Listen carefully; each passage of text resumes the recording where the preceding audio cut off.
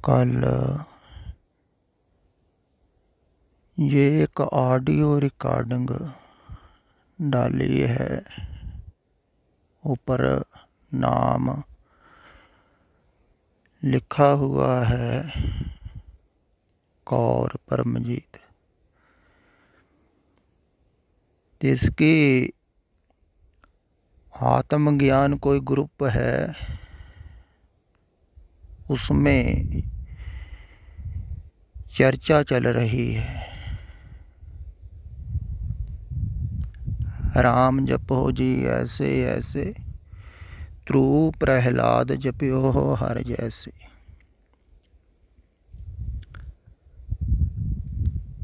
तो उसमें मसला हल नहीं हुआ है।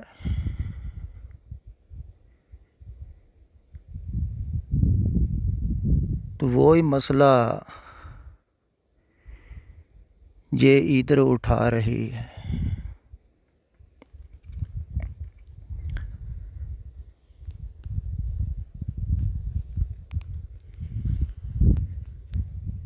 लेकिन मसला इधर भी हल नहीं होगा। ये मैं आपको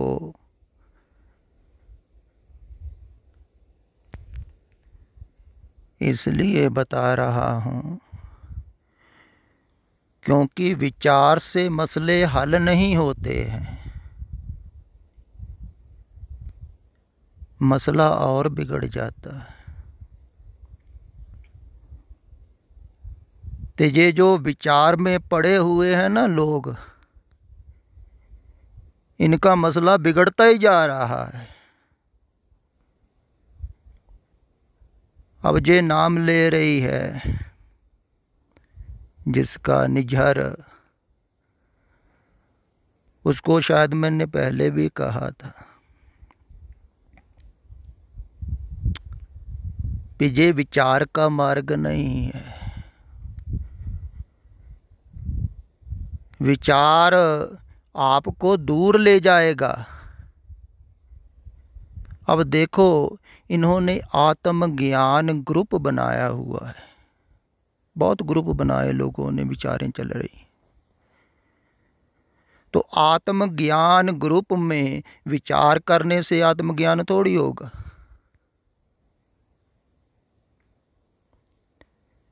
आत्मज्ञान ना तो सिर्फ पढ़ने से होता है, ना सुनने से होता है, ना ही विचार करने से होता है।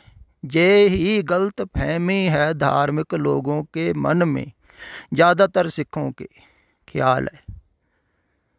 उधर पढ़ भी रहे हैं सतपुरखों का उपदेश, पढ़ पढ़ गदी लदिए, पढ़ पढ़ परिए साथ। पढ़ने से थोड़ी कुछ हो जाएगा, ना ही फिर विचारने से ज्ञान होगा। आत्मज्ञान आत्मा में जाके ही होगा ना। आत्मा को जानोगे तो आत्मा को कहाँ जानोगे? बाहर अक्षरों में। काला अक्षर भैंस बराबर कहा है, तो अक्षरों में कहाँ है ज्ञान? आत्मा में जाके ज्ञान होगा। लेकिन लोग पढ़ रहे हैं, विचार रहे हैं, तो सोच रहे हैं ज्ञान हो जाएगा। ये पर ज्ञान है। आत्म ज्ञान तो तुम्हारे अंदर है, आत्मा तुम्हारे अंदर है। अंदर आत्मा को जानोगे ज्ञान होगा। तो बाहर जितना ही विचारोगे उतना ही आत्मा से दूर जाओगे, क्योंकि विचारधारा जो है ना, वो अपने से दूर ले जाती है। तो विचार करना है, करता है हर कोई पहले सिर्फ समझने के लिए, रास्ते को समझने के लिए, पता लग जाए बस। लेकिन सारे ही रास्ते समझने के लिए ज़रूरी नहीं है। अब सिखों के ज़्यादा दिमाग में ये है कि सारे गुरु ग्रंथ साहिब की ना हमने विचार कर ली, अर्थ समझ लिए तो हमें ज्ञान हो जाएगा। तो लोग समझते भी ऐसा ही है। जो अर्थ ज़्यादा जानता है ना, उतना ही बड़ा ज्ञानी। जैसे पुराने समय में पंडित वेदों के अर्थ जानते थे, तो उन पंडितों को क्या कहा है उस समय के सतपुरुषों ने, पंडिया कौन कुमत तुम लागे, बूढ़ोगे परिवार सगल से नाम न जपो। कहते तुम ही डूबोगे, आप डूबे चाहो वेद में, चेले दिए बहाए, औरों को भी बहाओगे इस विचारधारा में। विचार जो कर रहे थे वो वेदों की थी, सतपुरुषों के उपदेशों की थी, सिर्फ विचार ही कर रहे थे ना। तो ऐसे ही पंडित आजकल हैं, उनको भी ऐसा ही कहना पड़ेगा कि खुद भी डूबोगे इस विचारधारा में, औरों को भी डुबो रहे हो। फिर देखो, आदमी सिर्फ आदमियों को नहीं डुबो रहे हैं, स्त्रियों को भी साथ में ले लिया इन्होंने, कमाल कर दी। पहले ये बीमारी विचार की सिर्फ आदमी को ही थी, स्त्रियां बहुत सौभाग्यशाली थी पुराने समय में, जिनको मनाही की गई थी शास्त्र पढ़ने। वो लोग बहुत ज़्यादा गहरे जानकार रहे होंगे, बहुत गहरी डुबकियाँ लगाई हैं इस देश में अध्यात्म पुरुषों ने सदियों से। उन्होंने जाना था कि स्त्री का मार्ग जो है वो प्रेम का है, विचार का नहीं, बुद्धि का नहीं है। इसलिए उन्होंने मनाही कर दी भी स्त्री पढ़े ही ना वेद शास्त्र, बुद्धि के तल पर, विचार के तल पर जाए ही ना। तो जो विचार के तल पर चले जाता है ना, वो फिर हृदय के तल पर नहीं आता है। बुद्धि रुकावट है प्रेम में, ज़्यादा बुद्धिमान प्रेम नहीं करते, तो प्रेम में रुकावट है बुद्धि। इसलिए उन्होंने कहा था स्त्री को कि तेरा मार्ग प्रेम है।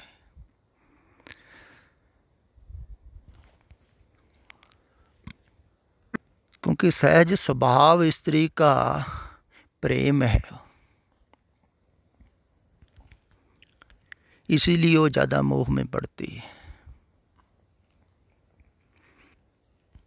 अब स्त्री को ये एक बहुत भयानक बीमारी पकड़ रही है। वो बीमारी है कि पुरुष जैसे होना है, हर काम में ही पुरुष जैसे बनना है। मुझ में कौन सी कमी है? तो अपने स्वभाव से स्त्री दूर जा रही है। तो कोई भी अपने स्वभाव से जब दूर जाएगा ना, तो ज़्यादा परेशान होगा। इसलिए देखो, आजकल स्त्रियां भी डिप्रेशन में जाती हैं।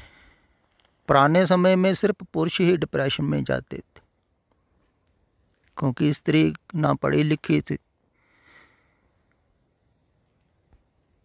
ना उसको कमाने की चिंता, ना लाने की चिंता। डिप्रेशन में वो जाएगा ना जिसको कुछ बनने की चिंता, होने की चिंता, लाने की चिंता, करने की चिंता, बाहर की चिंताएं। तो सहज सी थी, घर का काम कर लेती बस, निश्चिंत, सहज, शांत। अब स्त्री असहज हो रही है। आप सभी ने देखा होगा, जो स्त्रियां पुरुषों का काम करती हैं, ज़्यादातर नौकरियां करती हैं या पुरुषों जैसे काम करती हैं, तो उनका बाहर से जो हुलिया है ना, वो भी आपको पुरुषों जैसा ही दिखाई देने लगेगा। अक्सर तुमने देखा है, आजकल तो बॉडी बिल्डर भी हैं स्त्री। तो जो ऐसी स्त्री हैं उनको गौर से आप देखना, वो पुरुष जैसे ज़्यादा लगने लगेंगी। तो पुरुष जैसे ही उनका स्वभाव होने लगता है। पुरुष में अहंकार ज़्यादा है, स्त्रियों में अहंकार ज़्यादा बढ़ रहा है। ते अहंकार बढ़ता है ज़्यादा समझ से। ऐसा कहा भी है ना, पढ़िया मूर्ख आखिए जिस लाभ लोभ अहंकार।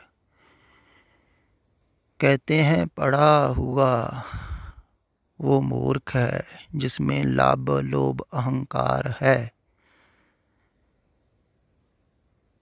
तो जो पढ़ा लिखा है उसमें जे आ ही जाएंगे। ज्ञान अहंकार को बढ़ाता है।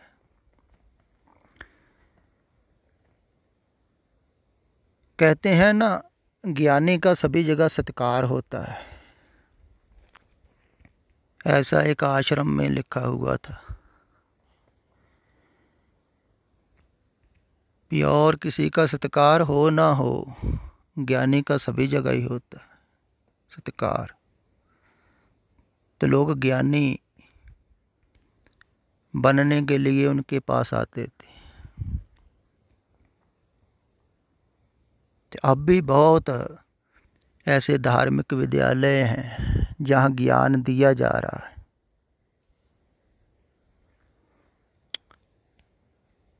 हर धर्म में ही।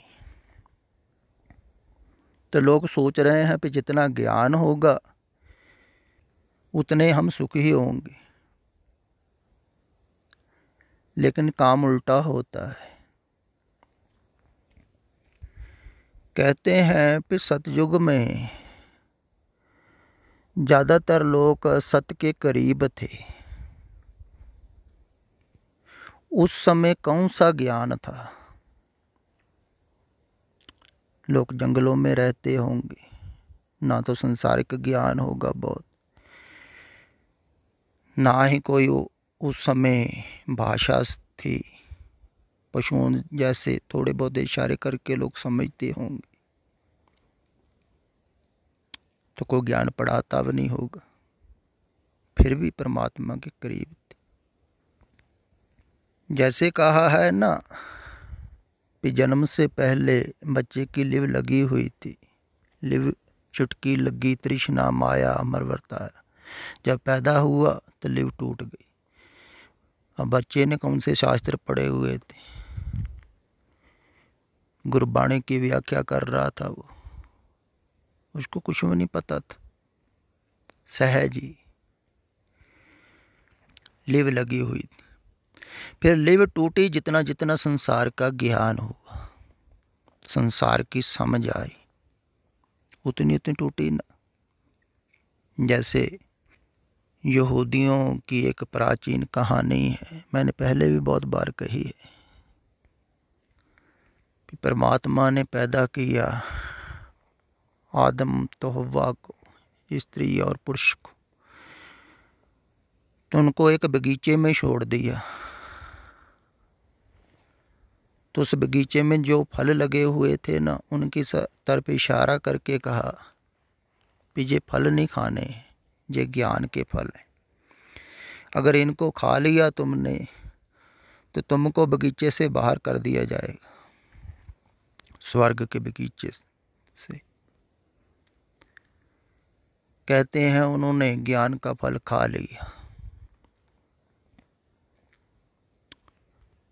तो परमात्मा ने कहा तुमने क्यों खाया जब कहा था नहीं खाना है?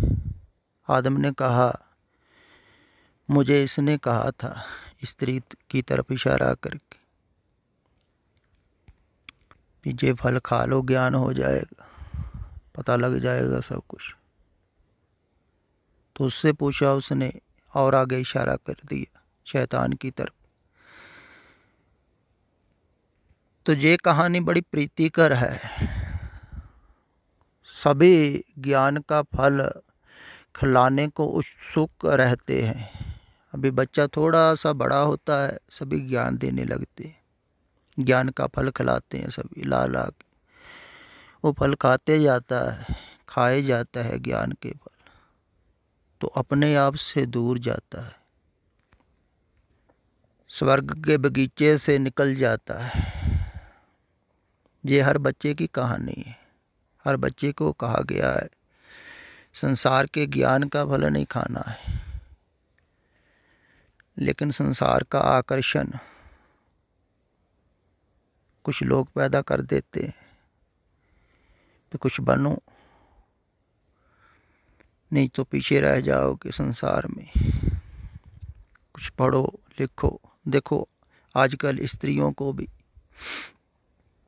कहा जा रहा है कि तुम भी ज्ञान का फल खाओ, वो भी खा रही हैं।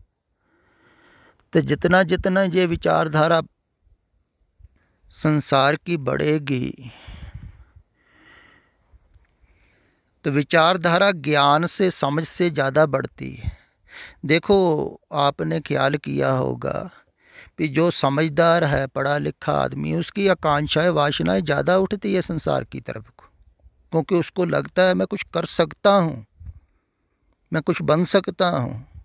तो ज़्यादा ही सोचेगा ना, ज़्यादा ही जाएगा ना गहराई में संसार की। तो जिसको पता ही नहीं है मैं कुछ कर ही नहीं सकता, तो जब पता ही है हम कर ही कुछ नहीं सकते हैं, उसकी वासना भी संसार के प्रति कम उठती है, वो सहज रहेगा। इसलिए जितना ज़्यादा पढ़ा लिखा आदमी है, ज़्यादा विचारवान आदमी है, उतना ही उसको शांत करना कठिन है। वो शांत हो नहीं पाएगा जल्दी विचार छोड़ने पर भी, क्योंकि पुनः पुनः मन विचारधारा पर चले जाएगा, बार बार वही ख्याल वही विचार। तो इसको धार्मिक लोग अच्छा भी समझते हैं, इसलिए वो छोड़ भी नहीं पाएगा। क्योंकि जिस चीज़ को आप अच्छा समझ लेते हैं, वो सोचते हैं गुरु की विचार हो रही, कोई बुरा काम थोड़ी कर रहे हैं, गुरमत की विचार कर रहे हैं। ये गुरमत की विचार नहीं है,